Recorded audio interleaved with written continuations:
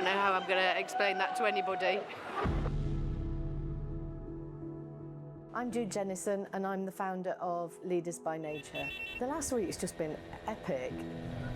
It's the highs and the lows of really leading through uncertainty, not knowing what you're getting yourself into, not knowing how you're going to deal with the challenges that come up. You're doing a good job, Let's keep that adrenaline releasing. I've got nothing to prove.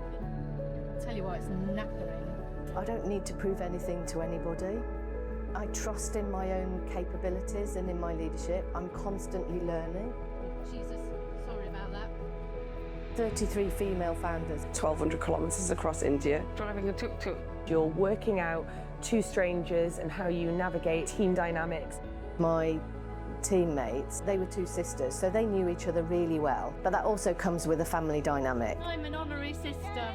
Right from the beginning, we had really strong communication. Anything that happened just felt easy because we worked through it. We are a good team. It's a team. We are an excellent team. It's a team effort. We only broke down once, and part of that was because we communicated so effectively. We drove the tuk-tuk within its limits and within our limits. We went over a massive bump in the road and the gear cable broke. There was lots of traffic, obviously. Bangalore traffic, it's just a nightmare. And we were outside this restaurant and we were swarmed with kindness and help and support. We were there for about 2 hours. About halfway in, where I just thought, oh God, we're never going to get to Bangalore, and felt frustrated. But then I realised actually all of our emotions are a choice and they're just information. So what I did was I said, well, I've watched other teams arrive back to the hotel feeling frustrated, fed up, and their whole day, how they feel about it, is based on that one incident. I'm not going to do that. My 92-year-old dad is constantly learning. I plan to be as equally inspirational and learning as much as he is at 92. My 92-year-old dad would be proud of me, and he would love this. We just need to be curious, and I'm prepared to do that. The hardest moment was driving through the mountains between 7 and 9 p.m. when it was dark and it was terrifying. We had really poor visibility. We had to keep stopping and cleaning the windscreen. There were lorries on the other side, on my side of the road, coming round bends with their full beam on so that I couldn't see the road. There was no light on the roads. And I had one member of my team hanging out of the tuk-tuk, trying to look for where does the road end, because there was a drop off the road of about 4 to 6 inches.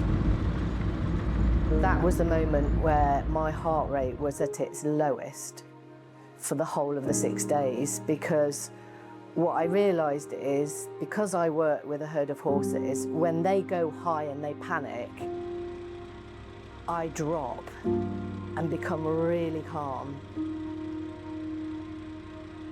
What I found is, I feel like I found like a 5th or a 6th gear in my leadership, because I know how to lead through uncertainty. I do it every day with horses. In the mountains, what I found was this 6th gear for my leadership, which is I'm in a system that I don't know or understand, and a system that I find intimidating. If I fight it, then that creates more fear, more adrenaline, more anxiety. If I sit back into that system and work with it to the best of my capability and completely trust in my driving skills and trust in my leadership, then I can lead my way through it. And I think that's what I've really found from this trip, is that ability to really lean back in my leadership and then know that anything I want to do, if I lean back, I'm actually more effective than if I lean forward and do it with adrenaline. This is so much fun. We flipping did it, didn't we, Lisa? We did it. We're just going to have to accept that we are going to get lost at times, and that's okay. This is what happens when you end up down a dead end and you realise that reversing is harder than going forward. They're jewellery shopping. I was going to have a bangle, but I've got rather large hands and I couldn't get the bangle over my hand.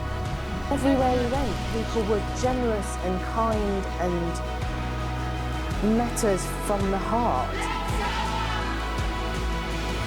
Has just broken me, that has. Brings it home. This is why we're doing the trip, because we're doing it to support girls' education.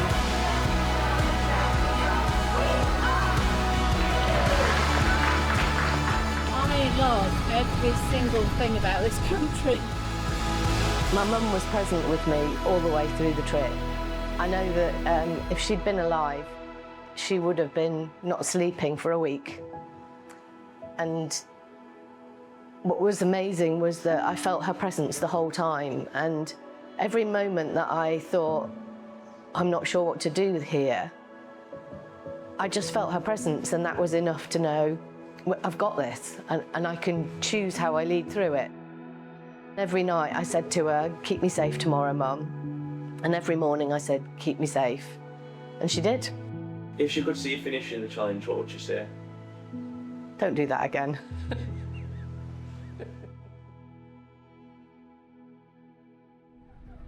Okay, are you going to go first? Oh. All right. Good Bollocks. practice.